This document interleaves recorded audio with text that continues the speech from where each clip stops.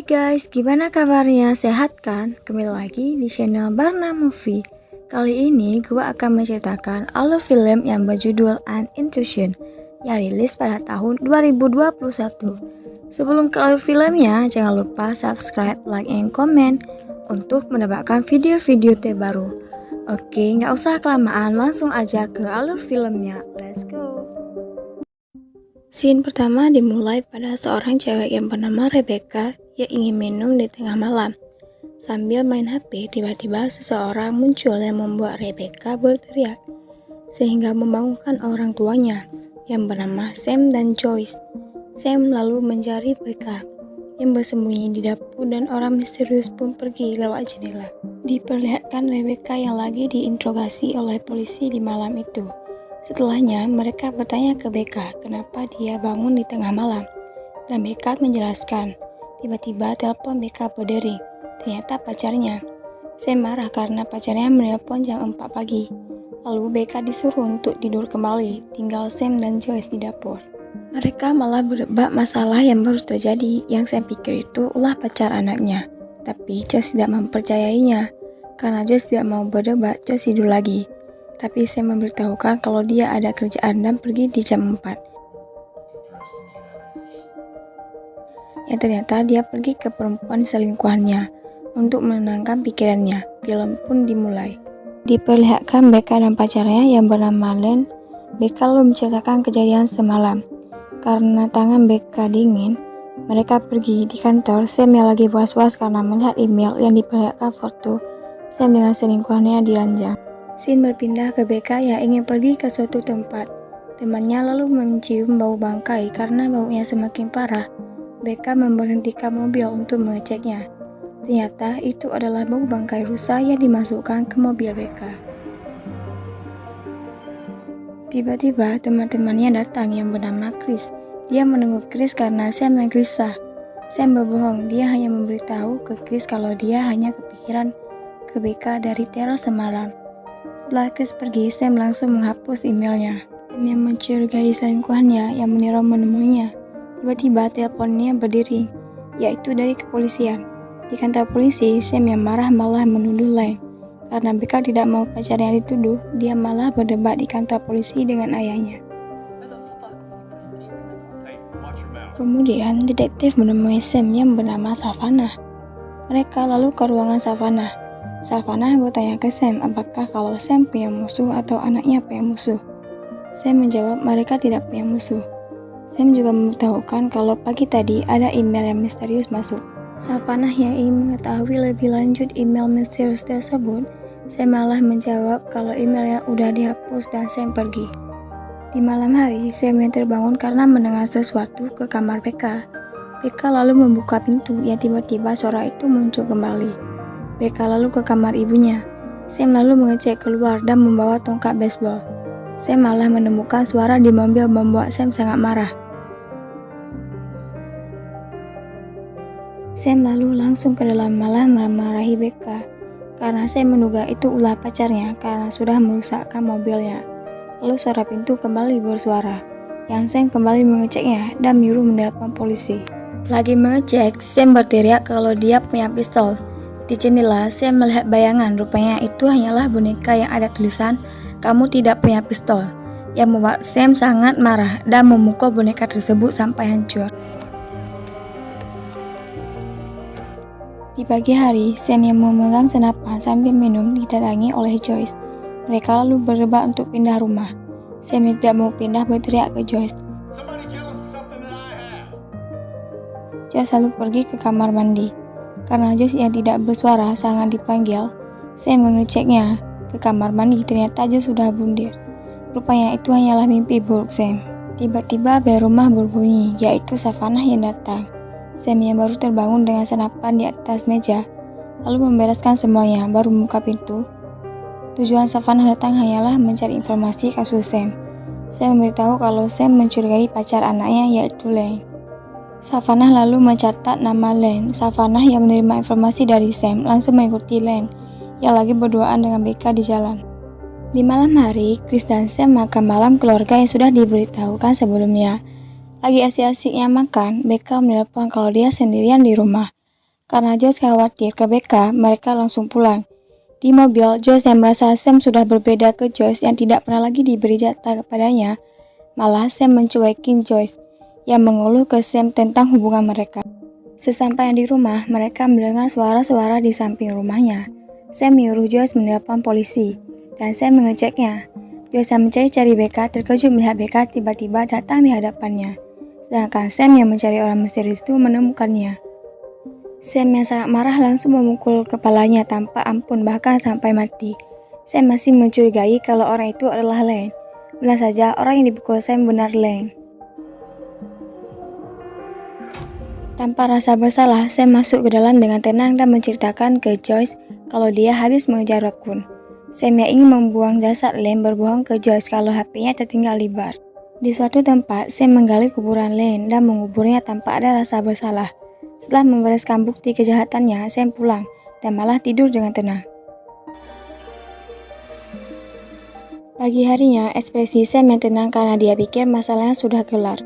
Tapi tidak, yang tiba-tiba emailnya masuk yang mengirim foto kejahatannya. Ternyata bukan Lane pelakunya.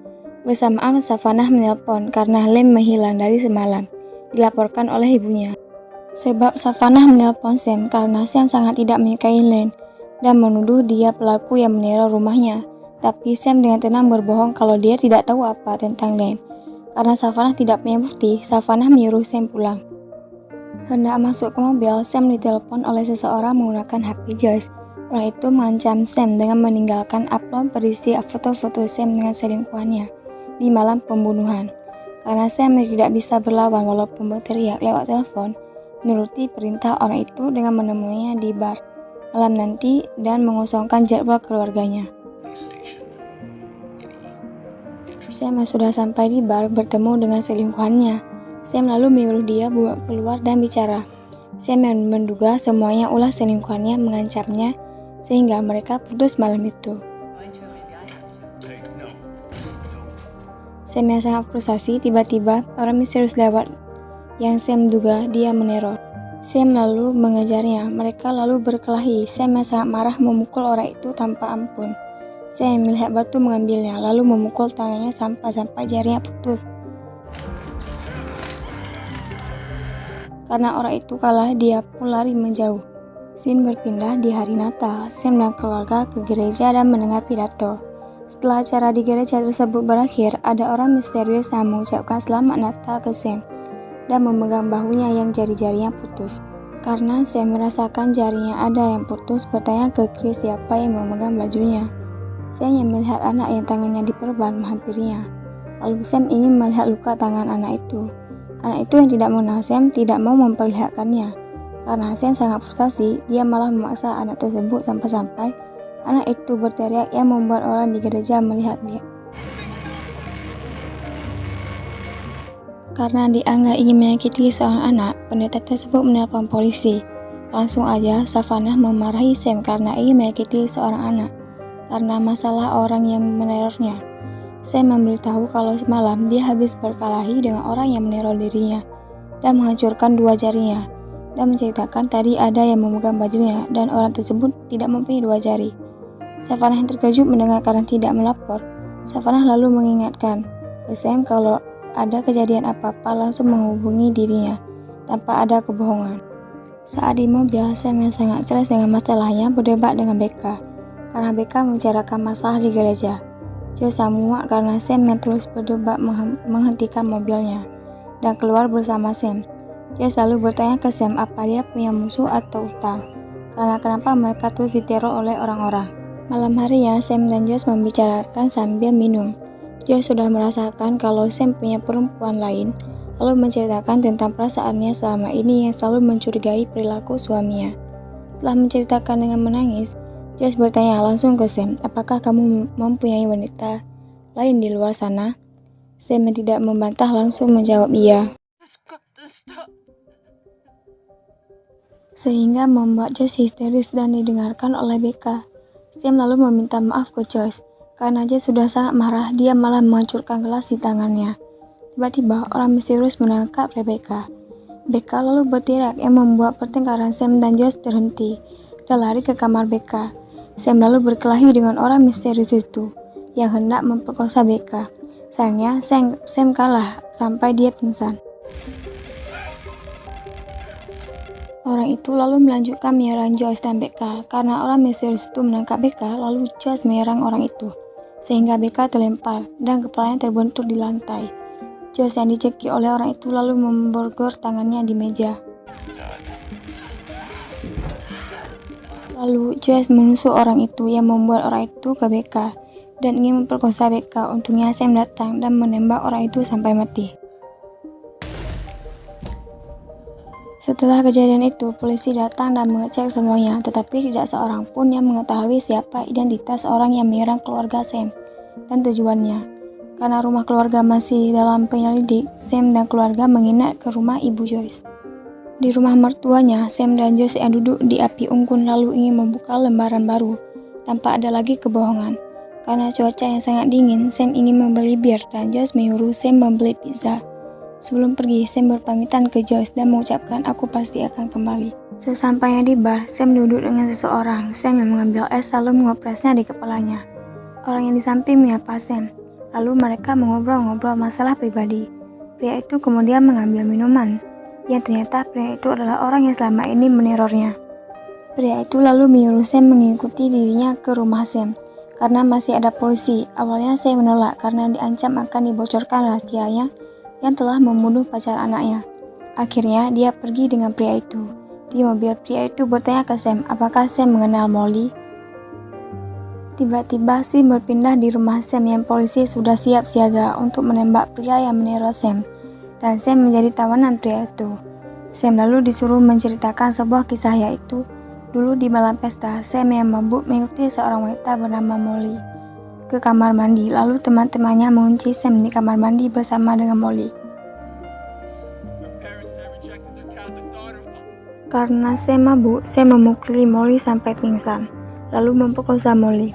Setelah kejadian itu, Sam diadili oleh hukum, tetapi teman-temannya malah berbohong kalau Sam tidak ada di pesta dan keluarga Sam juga membuat bukti palsu. Sebab itulah pria itu meneror Sam yang ingin balas dendam karena Molly itu kakaknya yang sekarang mempunyai 3 anak laki-laki dan dia bunuh diri karena tidak sanggup menghidupkan anaknya. Pria itu menyuruhnya bertanggung jawab atas perilakunya saat ingin menembak Sam. Polisi dengan sigap menembak pria itu bersamaan sampai mati.